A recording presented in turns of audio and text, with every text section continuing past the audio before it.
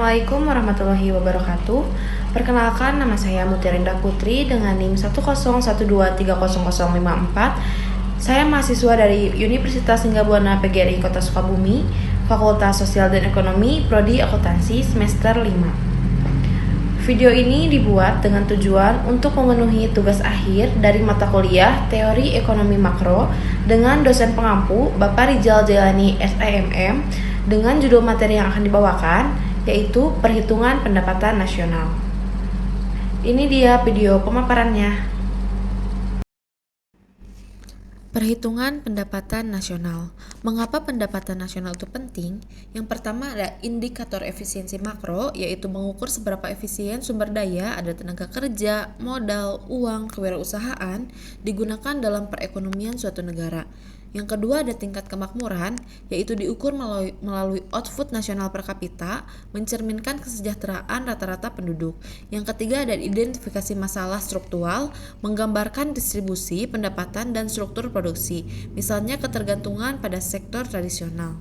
Lalu ada interaksi pelaku ekonomi. Model ini menggambarkan interaksi dinamis antara pelaku ekonomi yang menghasilkan pendapatan sebagai pengeluaran untuk memaksimalkan utilitas dan mencapai keseimbangan ekonomi.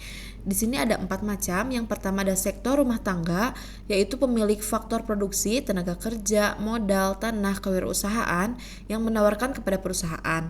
Lalu ada sektor luar negeri, meliputi transaksi ekspor dan impor yang menghubungkan ekonomi domestik dengan pasar global. Lalu ada sektor perusahaan, penghasil barang dan jasa dengan menggunakan faktor produksi dari rumah tangga. Yang terakhir ada sektor pemerintah, penyedia barang publik, regulator, dan pemungut pajak untuk memastikan keseimbangan pasar. 3 pasar utama dalam ekonomi makro. Ekonomi makro beroperasi melalui interaksi kompleks di 3 pasar fundamental yang saling terkait. Yang pertama ada pasar barang dan jasa, permintaannya ada rumah tangga, pemerintah, barang akhir. Penawaran sektor perusahaan, di sini harga ditentukan oleh interaksi antara kebutuhan konsumen dan kapasitas produksi. Yang kedua ada pasar tenaga kerja, penawarannya ada sektor rumah tangga menyediakan tenaga kerja, permintaan sektor perusahaan, pemerintah membutuhkan tenaga kerja, menentukan tingkat upah dan tingkat pengangguran dalam perekonomian. Yang terakhir ada pasar uang dan modal. Pasar uang transaksi hak penggunaan uang kurang dari 1 tahun disebut dengan jangka pendek, atau pasar modal transaksi hak penggunaan uang lebih dari 1 tahun disebut jangka panjang. Bank dan lembaga keuangan non-bank berfungsi sebagai perantara utama.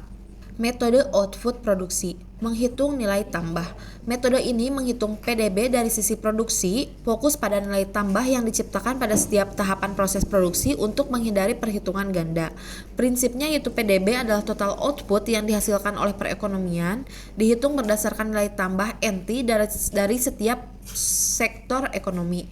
Rumus nilai tambahnya ada NT sama dengan NO dikurangi NI. Di sini kita ada penjelasannya juga. NT sama dengan nilai tambah, NO sama dengan nilai output atau total penjualan, NI-nya adalah nilai input antara bahan baku barang setengah jadi. Di sini juga kita ada rumus PDB ya, bisa dilihat. Lalu di sini juga ada ilustrasi sederhana kapas hingga pakaian. Selanjutnya ada metode pendapatan total balas jasa faktor produksi. Metode ini menghitung PDB dengan menjumlahkan seluruh pendapatan yang diterima oleh faktor-faktor produksi yang digunakan dalam proses produksi. Rumus pendapatan nasionalnya ada PN sama dengan W tambah I tambah R tambah P. W yang artinya gaji balas jasa untuk tenaga kerja, I ada bunga balas jasa untuk penggunaan uang atau aset finansial. Lalu ada R atau sewa, balas jasa untuk penggunaan barang modal termasuk tanah. Lalu ada P, profit atau keuntungan, balas jasa untuk kewirausahaan dan risiko bisnis. Di sini juga kita ada catatan, perlu penyesuaian ditambah penyusutan dan pajak tidak langsung neto untuk menjadi PDB. Selanjutnya ada metode pengeluaran, total pengeluaran agregat. Metode ini menghitung PDB dari sisi permintaan, yaitu dengan menjumlahkan seluruh pengeluaran untuk membeli barang dan jasa akhir dalam suatu perekonomian.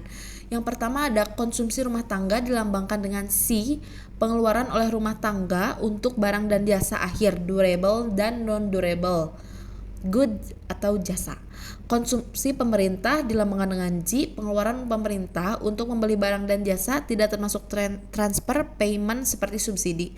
Lalu ada investasi atau I, pengeluaran sektor usaha untuk memelihara dan menambah kapasitas produksi, pembentukan modal tetap domestik bruto termasuk perubahan stok. Lalu ada ekspor neto dilambangkan dengan X min M, selisih nilai ekspornya X dikurangi impor M menunjukkan interaksi dengan ekonomi global. Rumus PDB-nya ada C tambah G tambah I tambah dalam kurung X min M.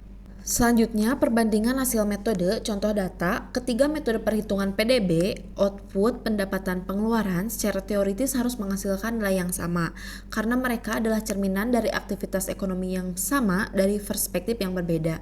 Di sini kita ada contoh aktivitas ekonomi yang sama dari perspektif yang berbeda.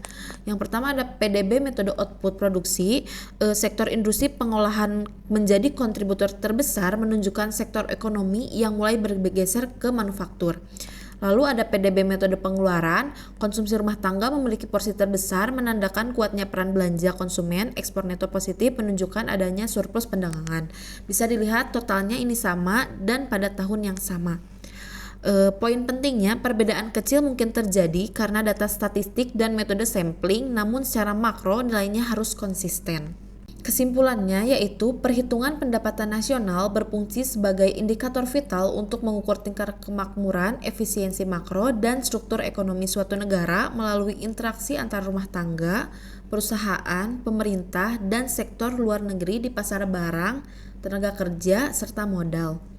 Terdapat 3 pendekatan utama yaitu secara teoritis akan menghasilkan nilai yang sama, yaitu metode produksi yang berfokus pada nilai tambah di setiap tahap industri, metode pendapatan yang menjumlahkan balas jasa berupa upah, bunga, sewa, dan laba, serta metode pengeluaran yang mencakup total belanja, konsumsi, investasi, pemerintah, dan neto ekspor.